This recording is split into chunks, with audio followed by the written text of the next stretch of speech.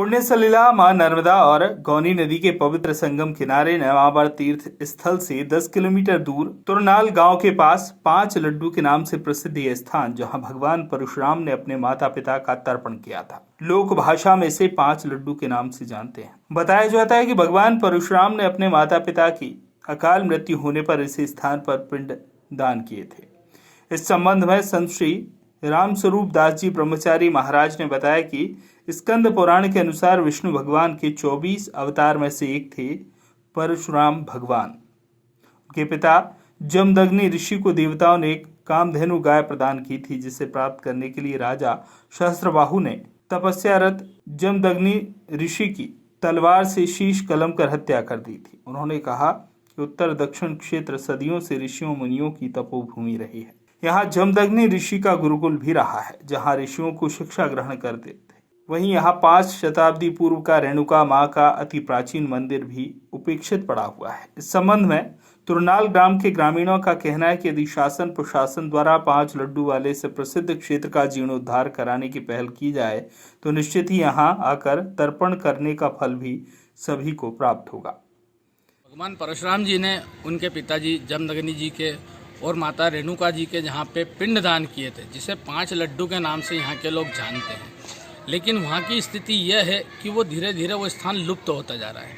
लेकिन प्रशासन का और मध्य प्रदेश पर्यटन विभाग पुरातन का भी उस पर कोई ध्यान नहीं है। तो हमारा मानना ये था कि अगर उसको ध्यान में रख के उसका अगर कोई जीर्णोद्धार किया जाए या महा मंदिर बनाया जाए या ओटला बनाया जाए, ताकि उसकी सेफ्टी रहेगी।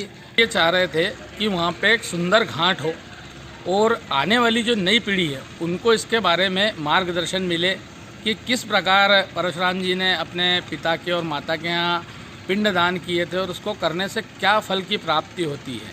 तो अपनी ये इच्छा है कि अगर उसका जीर्णोद्धार हुआ जाए, कोई प्रशासन वहाँ अगर ध्यान दे तो बहुत अच्छी बात है।